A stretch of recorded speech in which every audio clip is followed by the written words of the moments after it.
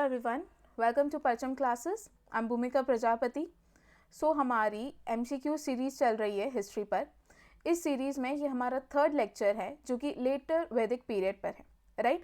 सो letter Vedic period से जितने भी इंपॉर्टेंट क्वेश्चंस बनते हैं जो आपके एग्जाम पॉइंट ऑफ व्यू से काफ़ी ज़्यादा इंपॉर्टेंट होंगे, उन सभी पॉसिबल क्वेश्चंस को हम लोग आज के लेक्चर में सॉल्व करने वाले हैं. So without wasting any time हम हमारा आज का लेक्चर स्टार्ट करते हैं, राइट. सो फर्स्ट क्वेश्चन है, in which Veda birth of daughter was not appreciated. ठीक है, कौन से वेदों में पुत्री के जन्म की सराहना नहीं की गई है? तो इसका करेक्ट आंसर है अथर्ववेद, राइट. अथर्ववेद जो है इसमें लड़कियों के जन्म को जो है उनके बर्थ को अप्रिशिएट नहीं किया गया, तो इसका करेक्ट आंसर हो जाएगा अथर्ववेद. इसके अलावा इन चारों वेद से जो भी पॉसिबल क्वेश्चंस बन सकते हैं हम एक बार उन्हें भी देख लेते हैं, राइट. सो सबसे पहले अगर हम ऋग्वेद की बात करें तो पहली चीज़ आपको याद रखनी कि ऋग्वेद में कितने मंडल हैं? 10 मंडल हैं. 1028 हाइम्स जो है इसमें रिलेटेड है. 10,580 वर्सेस इसमें आते हैं. And plus the priest associated with Rigveda is Hotra. ठीक है, होत्र जो है वो प्रीस है जो कि ऋग्वेद से एसोसिएटेड है. क्लियर? इतनी बातें क्लियर हैं. प्लस लास्ट लेक्चर में हमने दूसरे मंडल्स जो है जो कि इंपॉर्टेंट थे ऋग्वेद के वो भी देख लिए थे, जैसे कि मंडल 10 जो है वो पुरुषुक्ता के बारे में बताता है. मंडल 7 जो है वो बैटल ऑफ 10 किंग्स के बारे में बताता है. वो वाली सारी चीज़ें हम लोगों ने लास्ट लेक्चर में ऑलरेडी देख रखी है. क्लियर? नेक्स्ट जो है समवेद के बारे में देख लेते हैं. तो समवेद की अगर हम बात करें तो Samaveda is a book of chants and musical hymns. ठीक है, इसमें सारी म्यूजिकल हाइम्स हैं, सारे चैंट्स हैं, वो सारी चीज़ें समवेद में आती हैं, राइट. प्लस इसमें 1549 हाइम्स हैं. ठीक है, जैसे कि 1028 हाइम्स ऋग्वेद में है, सिमिलरली 1549 हाइम्स जो है समवेद में. ठीक है, ये जो वर्ड है सम, इसका मतलब ही होता है मेलेडी. देयरफॉर इसमें आपको सभी म्यूजिकल हाइम्स देखने को मिलेगी. अगर हम प्रीस्ट की बात करें कि कौन से पुजारी जो है समवेद से एसोसिएटेड है, तो वो है उद्गात्री.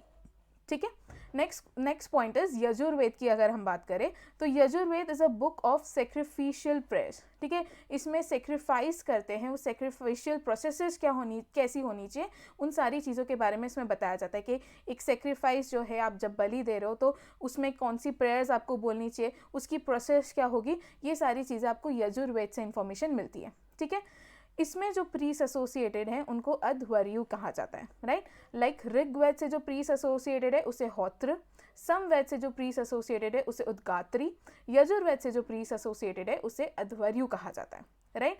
दूसरी चीज़ आप यहाँ पे याद रखना कि यजुर्वेद जो है वो एक वर्स भी है और it is a prose as well, right. इसमें दो तरीके के आपको यजुर्वेद देखने को मिलेंगे. एक जो है जिसे कृष्ण यजुर्वेद कहा जाता है और दूसरे को शुक्ल यजुर्वेद कहा जाता है.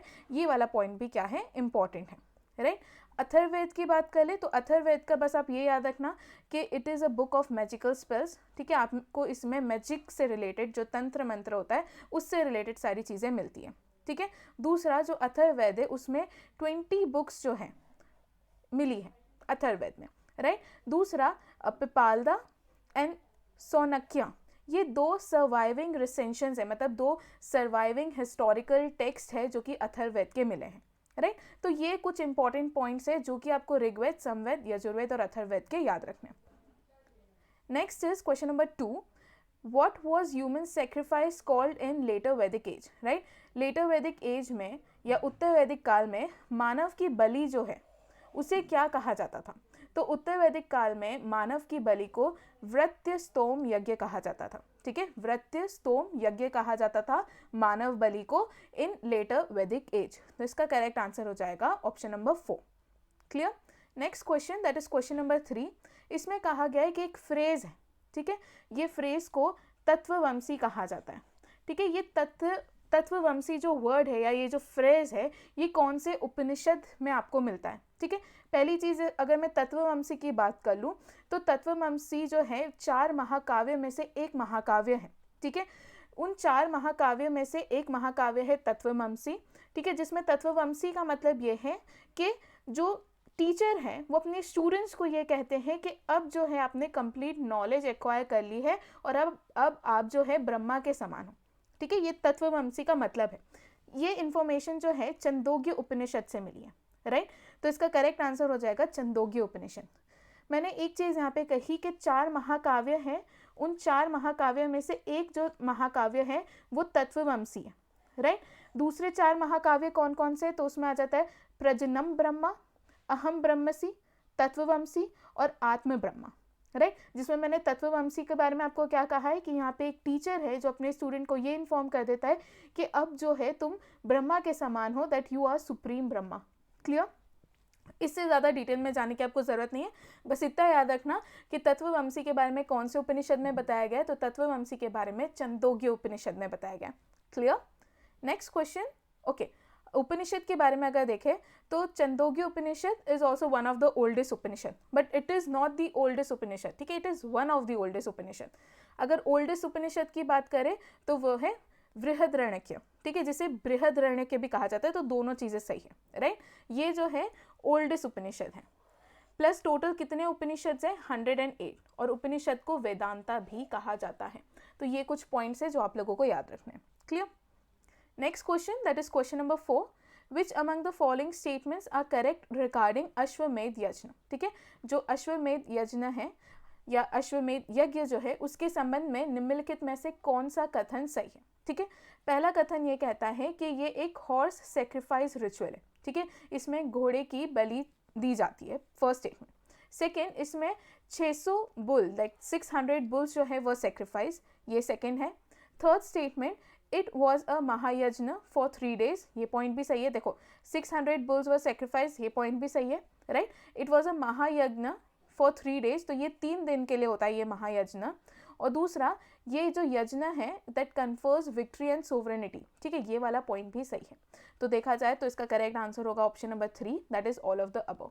सो इसमें क्या होता है बेसिकली, इस यज्ञ में होता है जब इस यज्ञ को शुरू कर रहे होते हैं तब एक हॉर्स को छोड़ दिया जाता है, ठीक है, और वो हॉर्स जो है पूरे एंटायर एरिया में दौड़ता है, ठीक है। अगर उस जर्नी में, राइट, किसी ने भी उस घोड़े को रोक दिया तो ये जो सेक्रीफाइस है, ये जो यज्ञ जो कर रहा था, जो किंग इसे करवा रहा था, उस किंग को, जिस किंग ने इस हॉर्स को रोका है उसके साथ क्या करना पड़ता है? युद्ध करना पड़ता है, ठीक है। ये एक आप लोग ऑब्वियसली आप लोग सभी इस यज्ञ के बारे में जानते हो, तो इसलिए ये एक हॉर्स सेक्रीफाइस रिचुअल है, ठीक है। ये 3 दिन के लिए होता है, और अगर वो घोड़ा दौड़ रहा है पूरी टेरिटरी में और उस घोड़े को अगर किसी ने रोका नहीं है तो इसका ये मतलब होता है कि जिसने इस यज्ञ को करा था उसे विक्ट्री मिली है, वो जीत गया है और उसे सोवरेनिटी भी मिल जाती है उसके साथ। क्लियर? तो इसलिए इसका करेक्ट आंसर क्या हो जाएगा? All of the above. So इस रिचुअल को जो है that was performed by the king for fertility and to gain power, ठीक है। इन शॉर्ट जो पावर है उसे गेन करने के लिए इस यज्ञ को किया जाता है। So it was performed only by great Kings and it also increase the great respect of king. तो क्या मैंने क्या बताया अभी, एक हॉर्स को छोड़ दिया जाता था, ठीक है, वो पूरी टेरिटरी में क्या करता था? घूमता था, ठीक है। उसी चीज़ को हम लोग क्या कहते हैं? अश्वमेध यज्ञ कहते हैं। ये घोड़ा जो है पूरे 1 साल तक घूमता रहता था, ठीक है। जब ये घोड़ा घूम रहा होता है तो उसके साथ किंग के कुछ वॉरियर्स भी घोड़े के साथ पीछे पीछे होते थे, ठीक है। तो जितनी भी टेरिटरी घोड़े ने ट्रेवल करी है उसे अनडिस्प्यूटेड सोवरेनिटी मान ली जाती है एम्परर की, ठीक है। बट अगर विद इन दिस 1 year अगर किसी ने भी उस घोड़े को रोका, राइट, तो उसको किंग के साथ क्या करना पड़ेगा? वॉर करना पड़ेगा, ठीक है। तो ये होता है अश्वमेध यज्ञ। Next question, that is question number 5, विच यज्ञ was performed for coronation of king, ठीक है। राजा के राज्य अभिषेक के लिए कौन से यज्ञ को किया जाता है? तो इसका करेक्ट आंसर है राजसूय यज्ञ, ठीक है। इसमें जो राजा है जब उसका राज्य अभिषेक होता है, जब उसका कोरोनेशन हो रहा होता है, उस समय इस यज्ञ को करवाया जाता है, जिससे क्या कहा जाता है? राजसूय यज्ञ। तो इसका करेक्ट आंसर हो जाएगा राजसूय यज्ञ। Next question, that is question number 6। Question number 6 में कहा गया है शतपथ ब्राह्मण एंड तैत्तिरीय ब्राह्मण, ये कौन से ब्राह्मण टेक्स्ट हैं, ठीक है। शतपथ ब्राह्मण और तैत्तिरीय ब्राह्मण किसके ब्राह्मण ग्रंथ हैं, ठीक है। तो इसका करेक्ट आंसर है यजुर्वेद। तो शतपथ ब्राह्मण और तैत्तिरीय ब्राह्मण दोनों यजुर्वेद को बिलोंग करते हैं। क्लियर? अभी हम दूसरे वेदा से रिलेटेड जो ब्राह्मण टेक्स्ट है उसके बारे में भी देख लेते हैं। जैसे कि अगर हम ऋग्वेद की बात करें तो ऋग्वेद से जो ब्राह्मण रिलेटेड है वो है ऐत्रेय ब्राह्मण, कौशितकी ब्राह्मण और समख्याना ब्राह्मण, ठीक है। यजुर्वेद की बात करें तो इम्पॉर्टेंट अगर मैं यजुर्वेद की बात करूँ तो तैत्तिरीय ब्राह्मण और शतपथ ब्राह्मण ही है। क्लियर?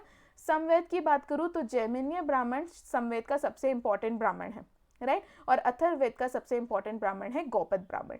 क्लियर? तो इन पॉइंट्स को भी आप लोग याद रखना। Next question is the match the following, ठीक है, कि ऋग्वेद के बारे में क्या है, अथर्ववेद के बारे में क्या है, उन सारी चीज़ों को आपको मैच करना है। तो देखो सबसे पहले इजी वाले से स्टार्ट करते हैं। हम सभी जानते हैं कि समवेद जो है ये कैसे रिलेटेड है, म्यूजिक से रिलेटेड है, बिकॉज सम का मतलब ही क्या होता है, मेलेडी। तो यहाँ पे समवेद का क्या हो जाएगा, म्यूजिकल हाइम्स, ठीक है, it's a book of chants और म्यूजिकल हाइम्स। इसके बाद हमने लास्ट लेक्चर में देखा था कि ऋग्वेद जो है is the first testament of Mankind, ठीक है, मानव जाति का ये पहला वसीयतनामा है, राइट। तो ऋग्वेद का भी हम समझ गए। अब बचा अथर्ववेद और यजुर्वेद। तो अथर्ववेद जो है वो है बुक्स ऑफ मैजिकल स्पेल्स, ठीक है, इसमें जितने भी तंत्र मंत्र से रिलेटेड चीज़ें हैं वो आपको अथर्ववेद में मिलती है। और यजुर्वेद का क्या हो गया, बुक ऑफ सेक्रिफिशियल प्रेयर्स, ठीक है। एक बार हिंदी में भी देख लेते हैं। तो ऋग्वेद क्या है, मानव जाति का पहला वसीयतनामा, राइट। अथर्ववेद क्या है, जादुई मंत्रों की किताबें, ठीक है। यजुर्वेद क्या है, यज्ञोपवीत की पुस्तकें, मतलब जो भी सेक्रीफाइस की जाती, जो बलि की जाती है उनकी पुस्तकें, राइट। और समवेद क्या है, तो मंत्रों या संगीत की पुस्तकें। क्लियर? तो ये है उसका correct answer. Next question, that is question number 8। So in which Veda Sabha and Samiti are mentioned as the two daughters of Prajapati, right. तो कौन से वेदा में सभा और समिति, जिसके बारे में हम लोगों ने लास्ट लेक्चर देखा था, ठीक है, ये दो असेंबलीज थी जो आपको वैदिक एज में देखने को मिलती है, ठीक है। लाइक सभा कैसी असेंबली थी, जो एल्डर्स लोगों की थी, ठीक है, और समिति जो जनरल असेंबली थी, ठीक है, जिसमें किंग के इलेक्शन और ये सारी बातें डिस्कस की जाती थी। तो इन दो समिति के बारे में किस वेद में बताया गया है, ठीक है, किस वेद में सभा और समिति में प्रजापति की दो पुत्रियों के रूप में उल्लेख किया गया है, ठीक है। तो इसका करेक्ट आंसर है अथर्ववेद। अथर्ववेद में सभा और समिति को प्रजापति की दो पुत्री बताया गया है या उल्लेख किया गया है, ठीक है। तो करेक्ट आंसर क्या हो जाएगा इसका, Atharvaveda. Next question, that is Shaunakiya and Paippalada, ठीक है, ये दो पार्ट्स है किस वेदा के, ये पूछा गया है। तो ये दोनों जो है अथर्ववेदा के पार्ट्स है, बिकॉज हमने अभी ही देखा अथर्ववेद के बारे में, जब हमने आगे पढ़ा तो उसमें मैंने बताया कि ये दो ऐसे हिस्टोरिकल टेक्स्ट है अथर्ववेद के जो आज भी सर्वाइव कर रहे हैं, ठीक है। तो ये वाला भी क्या है, एक इंपॉर्टेंट क्वेश्चन है और इसका करेक्ट आंसर हो जाएगा Atharvaveda. Clear? Next question, that is question number 10, which is one of the largest ब्राह्मणा टेक्स्ट, ठीक है, सबसे बड़ा ब्राह्मणा ग्रंथ कौन सा है, राइट। तो ये जितने भी ब्राह्मण्स दे रखे इसमें से सबसे बड़ा जो है वो है शतपथ ब्राह्मण, राइट। तो इसका करेक्ट आंसर क्या हो जाएगा, शतपथ ब्राह्मण। एडिशनल इन्फॉर्मेशन देखें तो शतपथ ब्राह्मण जो है is one of the 100 paths, ठीक है। इसका मतलब ये होता है जो शतपथ मतलब शत मतलब 100, ठीक है, और पथ मतलब पाथ्स, ठीक है। तो ये जो है is a commentary on Shukla Yajurveda, right. Yajurveda से रिलेटेड है, हमने अभी देखा जो शतपथ ब्राह्मण है वो कौन से वेद से रिलेटेड है, तो वो यजुर्वेद से रिलेटेड है, राइट। इसे जो है यज्ञवल्क्य करके एक फिलोसोफर थे, एक इंडियन सेंट थे, उन्होंने लिखा था। तो आपको इतना याद नहीं रखना है, आपको बस ये याद रखना है कि ये लार्जेस्ट ब्रह्मा टेक्स्ट है और कौन से वेद से एसोसिएटेड है, तो यजुर्वेद से एसोसिएटेड है। और लिखा किसने है इसको, तो यज्ञवल्क्य ने लिखा है। Clear? Next question, that is question number 11. Which among the following options regarding the nature of religion of later Vedic period is correct? Clear? तो इसमें पूछा है कि उत्तर वैदिक काल के धर्म की प्रकृति के संबंध में निम्नलिखित में से कौन सा विकल्प सही है। ओके, देखो हम एक एक करके स्टेटमेंट्स देखते हैं। तो फर्स्ट स्टेटमेंट ये कह रहा है कि the God Indra occupied supreme position in this period. अब देखो हम लोग बात कर रहे हैं लेटर वैदिक पीरियड की, ठीक है। सो अर्ली वैदिक पीरियड में इंद्र जो थे वॉज सुप्रीम, ठीक है, सबसे ऊपर किसी भगवान का दर्जा था, तो वो इंद्र का था अर्ली वैदिक पीरियड में। लेटर वैदिक पीरियड में चीज़ें बदल गई। लेटर वैदिक पीरियड में जो भगवान सुप्रीम हो गए वो हो गए प्रजापति, ठीक है, जिनको क्या कहा जाता है, इनको द क्रिएटर भी माना जाता है। तो ये जो है लेटर वैदिक पीरियड में क्या हो गए, सुप्रीम पोजीशन में आ गए। तो फर्स्ट स्टेटमेंट क्या हो गया हमारा, गलत हो गया, ठीक है। सेकेंड क्वेश्चन देखें, सेकेंड पॉइंट देखें, so idol worship was practice in this period. तो हाँ, लेटर वैदिक पीरियड से आइडल वर्शिप दैट इज मूर्ति की पूजा जो है की जाने लगी थी। तो सेकेंड स्टेटमेंट क्या हो गया, करेक्ट हो गया। नेक्स्ट स्टेटमेंट देखिए, that is statement number 3, Pushan who was suppose to look after weapons was regarded as god of Kshatriya, ठीक है। पुषाण जो शस्त्रों की देखभाल करने वाला था को क्षत्रिय का जो है देवता माना जाता है। पुषाण जो कि शस्त्रों की देखभाल करता था उसे क्षत्रिय का देवता माना जाता था। क्लियर, ये है थर्ड स्टेटमेंट। तो ये स्टेटमेंट में क्या है, गलत है। अब आपको याद होगा लास्ट लेक्चर में मैंने आपको बताया था पुषाण जो है वो कैटल्स जो है उन्हें देखता था, ठीक है। They use to look after cattles, ठीक है। और ये किसके भगवान थे, ये शूद्र के भगवान माने जाते थे, ठीक है। तो थर्ड स्टेटमेंट क्या हो गया, गलत हो गया, क्योंकि Pushans were suppose to look after cattles and they were regarded as god of Shudra, ठीक है। तो थर्ड स्टेटमेंट कंप्लीटली क्या है, गलत है। फोर्थ स्टेटमेंट की बात करें तो सेक्रीफाइसेस जो है that became prominent through private sacrifices was prohibited. तो सेक्रीफाइस जो है उनको प्रोहिबिट नहीं किया गया था लेटर वैदिक पीरियड में, तो ये स्टेटमेंट भी क्या हो जाएगा, गलत हो जाएगा, ठीक है। निजी बलि निश्चित होने के बावजूद बलिदान प्रमुख हो गए, राइट। तो ये चीज़ क्या है, फोर्थ स्टेटमेंट भी गलत है। तो इसका करेक्ट आंसर क्या हो जाएगा, option number 2, because idol worship was practice in this period, right. तो क्वेश्चन नंबर 11 का करेक्ट आंसर क्या हो जाएगा, option number 2, that is idol worship was practice in this period. इस काल में मूर्ति पूजा की जाती थी, right. Question number 12, what was Veda also known as. तो वेदा को और क्या नाम से पुकारा जाता था या कहा जाता था, ठीक है। वेद को किस नाम से जाना जाता था, तो वेद को अपौरुषेय के नाम से भी जाना जाता था और नित्य के नाम से भी जाना जाता था, ठीक है। अगर मैं कह रही हूँ अपौरुषेय, तो अपौरुषेय का मतलब है कि ये जो वेदास है इसे किसी मनुष्य ने नहीं लिखा है या किसी मनुष्य के द्वारा नहीं बनाया गया है, ठीक है। ये होता है अपौरुषेय का मतलब। और नित्य का मतलब कोई ऐसी चीज़ जो कि इटर्निटी तक एग्जिस्ट करेगी, ठीक है। तो वेदा एक ऐसा लिटरेचर है, आप कह सकते हो, जिसको मनुष्य ने नहीं लिखा है, मानव के द्वारा नहीं लिखा गया है, और ये एक ऐसा लिटरेचर है that will exist till eternity, ठीक है। इसलिए वेदा को अपौरुषेय और नित्य भी कहा जाता है। तो इसका करेक्ट आंसर हो जाएगा third, that is option A and B. Clear, okay. Additional information मैंने बता दी। अपौरुषेय मतलब कि ऐसी चीज़ जिसे मनुष्य के द्वारा नहीं लिखी गई थी या बनाई गई थी, और नित्य मतलब something that will exist in eternity, ठीक है। कोई ऐसी चीज़ जो कि एटर्निटी तक एग्जिस्ट करेगी, वो क्या थी, नित्य।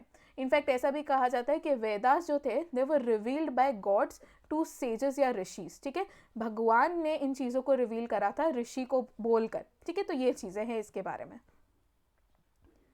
Next question, that is question number 13, विच वैदिक literature explains the meaning of hymns, ठीक है। कौन सा वैदिक लिटरेचर है जो कि हाइम्स, ठीक है, के बारे में एक्सप्लेन करता है, ठीक है। कौन सा वैदिक साहित्य भजनों के अर्थ को बताता है। देखिए हम सभी को पता है कि हर वेदा में कुछ ना कुछ हाइम्स जो है बताए गए हैं, ठीक है। अब हम लोग जो है केपेबल नहीं थे इन हाइम्स का मतलब समझने के लिए, तो इन हाइम्स को समझाने का काम जो है वो करता है ब्राह्मण, ठीक है, जो कि एक वैदिक लिटरेचर है। तो ब्राह्मणा एक वैदिक लिटरेचर है जो कि हाइम्स को एक्सप्लेन करता है, इसलिए करेक्ट आंसर हो जाएगा ब्राह्मणा। Clear. Next question, that is question number 14।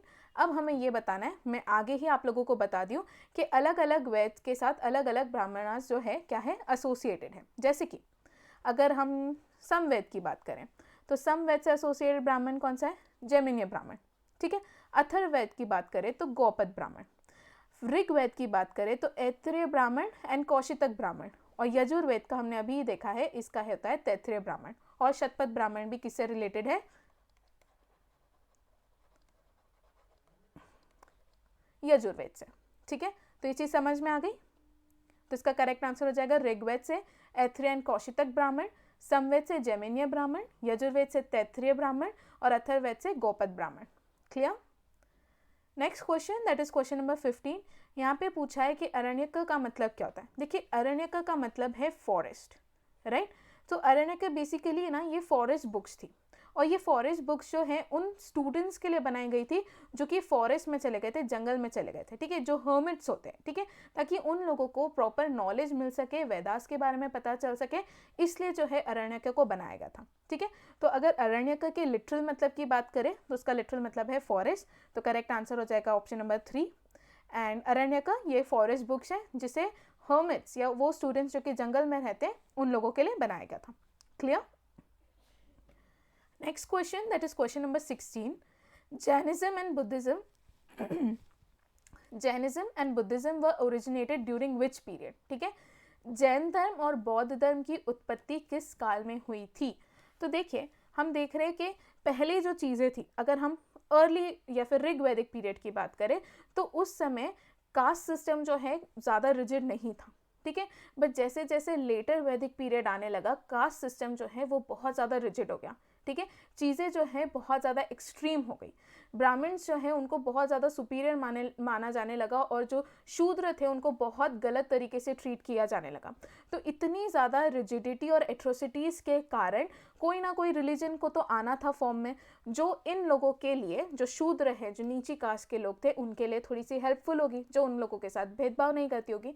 तो वही लेटर वैदिक पीरियड में जैनिज्म और बुद्धिज्म जो है एज अ रिलीजन निकले, जिन्होंने इक्वालिटी पर बिलीव करा और लोगों के साथ दुर्व्यवहार नहीं करा, डिस्क्रिमिनेट नहीं करा, ठीक है, वो सबको इक्वल मानते थे। तो वो होता है, वो क्वेश्चन पूछा गया है कि जैन धर्म और बौद्ध धर्म की उत्पत्ति किस काल में हुई थी, तो इसलिए इसका करेक्ट आंसर हो जाएगा later Vedic period. Okay, next question, that is question number 17. So the marriage of upper caste bride and lower caste groom is known as, ठीक है, उच्च जाति के वधु और निम्न जाति के वर के विवाह को क्या कहा जाता है। तो देखो, जब अपर caste bride lower caste groom के साथ शादी करती है, उस शादी को कहा जाता है प्रतिलोम मैरिज, ठीक है। जब इसका उल्टा हो जाता है, ठीक है, जब upper caste groom lower caste bride के साथ शादी करते हैं तो उसे कहा जाता है अनुलोम, ठीक है, जिसको हाइपरगैमी के नाम से भी जाना जाता है, और प्रतिलोम जो है उसे हाइपोगैमी के नाम से जाना जाता है। तो प्रतिलोम को क्या कहा जाता है, हाइपोगैमी, और अनुलोम को क्या कहा जाता है, हाइपरगैमी, ठीक है। तो इसका करेक्ट आंसर हो जाएगा ऑप्शन नंबर 1, दैट इज प्रतिलोम, ठीक है, जिसे हाइपोगैमी भी कहा जाता है। इसके अलावा ऑप्शंस, दूसरे ऑप्शंस दे रखे हैं, जैसे कि इसमें असुर मैरिज, गंधर्व मैरिज और दैवीय विवाह। तो जैसे कि अगर मैं गंधर्व मैरिज की बात करूँ तो गंधर्व मैरिज इन शॉर्ट ये आज की तारीख की में जो लव मैरिज होती है उस चीज़ को आप कह सकते हो, ठीक है। दैवीय विवाह की बात करूँ तो दैवीय विवाह में क्या होता था कि एक कोई फादर है, राइट, उन्होंने अपने घर में कोई पूजा वूजा कराई है, ठीक है, तो पूजा करने के लिए कोई प्रीस्ट आता होगा, तो प्रीस्ट ने पूजा करी होगी, तो प्रीस्ट ने या पुजारी ने क्या करा, अपनी सर्विस दे दी, राइट। तो सर्विस के रिटर्न में वो फादर क्या करते हैं, अपनी बेटी को एज दक्षिणा जो है उस प्रीस्ट को दे देते हैं, ठीक है। तो इस तरीके से जो शादी होती है उसे दैवीय मैरिज कहा जाता है, राइट। और असुर विवाह में क्या होता है, असुर विवाह नाम से ही क्लियर है कि इसमें फादर जो है अपनी बेटी को बेच देते होंगे किसी को, ठीक है, और उसके रिटर्न में उनको पैसे मिल रहे हैं, उस चीज़ को हम क्या कहते हैं, असुर मैरिज, ठीक है। तो ये असुर मैरिज आप लोग समझ गए, ठीक है। गांधर्व मैरिज मैंने बता दिया आज की डेट में जो लव मैरिज होती है वो, और दैवीय विवाह मैंने बता दिया कि जो प्रीस्ट थे, जो पुजारी, उन्होंने एक सर्विस दी है, उस सर्विस के रिटर्न में एज दक्षिणा जो है उस फादर ने अपनी बेटी उस प्रीस्ट को दे दी, उसे हम क्या कहते हैं, दैवीय marriage. Clear? Next question, that is question number 18. Which among the following forms a bridge between Karma and ज्ञान मार्ग, ठीक है। तो कर्मा और ज्ञान मार्ग के बीच में ब्रिज जो है कौन बनाता है, ये क्वेश्चन पूछा गया है। तो इसका करेक्ट आंसर है अरण्यका, ठीक है। क्यों अरण्यका जो है वो ब्रिज फॉर्म करता है, देखो बिकॉज अरण्यका जो है उसमें अलग अलग इन्फॉर्मेशंस दी गई है, ठीक है, कि एक प्रीस्टली फिलॉसफी क्या होता है, ठीक है, मॉरल वैल्यूज़ क्या होते हैं, अलग अलग जो सेक्रीफाइसेस जो बलि की जाती है उसके सिंबल्स क्या होते हैं, इस तरीके की अलग अलग जो है इन्फॉर्मेशन जो है अरण्यका से मिलती है। इसलिए कहा जाता है कि अरण्यका जो है वो कर्मा और ज्ञान मार्ग के बीच में क्या करता है, एक ब्रिज फॉर्म करता है। Clear? Question number 19. Which of the following arranges is the correct ascending order of the political structure of Rig वैदिक इंडिया, ठीक है। निम्नलिखित में से कौन सी व्यवस्था ऋग वैदिक भारत की राजनीतिक संरचना का सही आरोही क्रम है, राइट। तो देखो जो ऋग्वैदिक टाइम था उसमें सबसे टॉप पर आता था राष्ट्र, ठीक है, सबसे टॉप पर था राष्ट्र, उसके बाद जो राष्ट्र के नीचे आता था वो था जन, ठीक है। ये जन को जो हेड थे, राइट, उनको गौपति कहा जाता था। जन के नीचे आता था विश, विश के जो हेड थे उनको विशपति कहा जाता था। विश के नीचे आता था ग्राम, ग्राम के हेड को कलेक्टिवली ग्रामीणी कहा जाता था। और सबसे छोटी जो यूनिट थी इस पॉलिटिकल स्ट्रक्चर की वो थी कुल, ठीक है, और कुल के जो हेड थे उन्हें कुलप कहा जाता था, ठीक है। तो इसका करेक्ट आंसर क्या हो जाएगा, सबसे टॉप पर आता था राष्ट्र, राष्ट्र के बाद जन, जन के बाद विश्व, विश्व के बाद ग्राम, ग्राम के बाद कुल। ठीक है, जन का जो हेड है उसे गौपति, विश्व के जो हेड है उसे विश्वपति, ग्राम के जो हेड है उसे ग्रामिणी, और कुल के जो हेड है उन्हें कुलप कहा जाता था। ठीक है, तो करेक्ट आंसर क्या हो गया इसका? Option number 1। Next question, that is question number 20।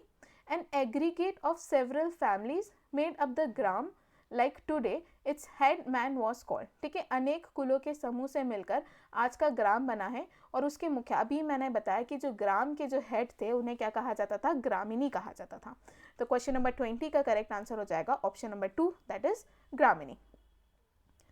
Next question, that is question number 21, and I think इस लेक्चर का सबसे ईजिएस्ट क्वेश्चन कि किस उपनिषद में, ठीक है, सत्यमेव जयते के बारे में बताया गया है। किस उपनिषद में सत्यमेव जयते का उल्लेख है? तो इसका करेक्ट आंसर हो जाएगा मुंडक उपनिषद। ठीक है, मुंडक उपनिषद में सत्यमेव जयते के बारे में बताया गया है। Next question, that is question number 22, which of the following pairs are correctly matched. Right, जो पुरोहित है वो चीफ प्रीस्ट होते हैं। ठीक है, ये करेक्ट है। ठीक है, जो सेनानी है वो आर्मी के चीफ होते हैं। ठीक है, सेना के प्रमुख होते हैं, ये भी करेक्ट है। जो ग्रामीणी है वो विलेज के हेड होते हैं। ठीक है, जो ग्रामीणी है वो गांव के मुखिया होते हैं, ये वाली चीज़ भी करेक्ट है। तो इससे क्या पता चला? Option number 4, that is all of the above pairs are correctly matched. Okay, next question, that is question number 23। Vedangas जो है उनके 6 डिसिप्लिन्स हैं। ठीक है, जो क्यों नेसेसरी है? देखो, वेदांगास जो है बेसिकली वेदास को समझने के लिए बनाए गए थे, बिकॉज वेदास जो है वो बहुत ज़्यादा डिफ़िकल्ट थे समझने के पर्सपेक्टिव, तो उन्हें समझने के लिए वेदांगास जो है वो बनाए गए थे। ठीक है, इसके 6 डिसिप्लिन्स हैं। ठीक है, इसमें आ जाता है फोनेटिक्स, जिसे शिक्षा कहते हैं, रिचुअल, कल्प कहते हैं, एस्ट्रोनॉमी, ज्योतिषी, एटिमोलॉजी, निरुक्ता, ग्रामर, व्याकरण, मैट्रिक्स, छंद। ठीक है, तो ये जो है 6 वेदांगास हैं। अब ये वेदांगास जो है क्यों नेसेसरी है? बिकॉज इन्हीं वेदांगास की मदद से हम लोग वेदास को पढ़ पाते हैं। Yes, correct. ठीक है, हम लोग सेक्रीफाइस किस तरीके से करना है, उसकी क्या प्रोसेस है, उसे करेक्टली समझ पाते हैं। सेकेंड पॉइंट भी करेक्ट है।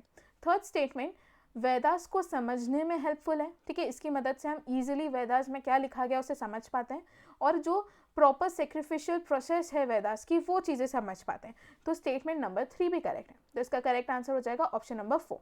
ठीक है, बिकॉज ये वेदांगास क्यों नेसेसरी? क्योंकि ये वेदास को पढ़ने में हेल्पफुल करते हैं। ठीक है, सेक्रीफाइसेस को किस तरीके से परफॉर्म करना है उसमें मदद करते हैं, वेदास की प्रॉपर नॉलेज देते हैं और प्रॉपर सेक्रीफिशियल प्रोसेस बताते हैं।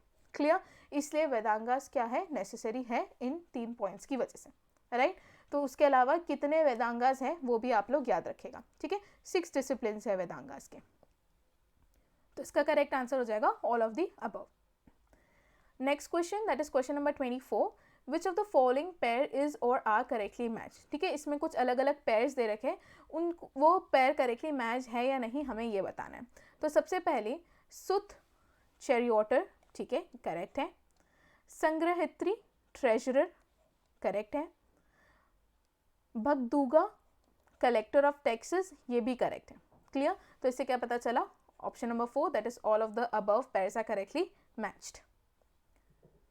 Next question, question number 25, which of the following text enumerate various operations of agriculture. ठीक है, मतलब कि निम्नलिखित में से कौन सा ग्रंथ है, ठीक है, जिसमें ये बताया गया है कि कृषि के विभिन्न कार्य जैसे जुताई, सिलाई, कटाई और थ्रेशिंग की गणना की गई है। तो इसका करेक्ट आंसर है शतपथ ब्राह्मण में इस चीज़ की इन्फॉर्मेशन दी गई है। राइट, शतपथ ब्राह्मण में बताया गया है कि एग्रीकल्चर में जो अलग अलग चीज़ें की जाती हैं, ठीक है, जैसे कि ploughing, sowing, sieving, reaping, threshing, उन सारी चीज़ों को कैसे करना है, उन चीज़ों की इन्फॉर्मेशन जो है शतपथ ब्राह्मण से मिलती है। क्लियर?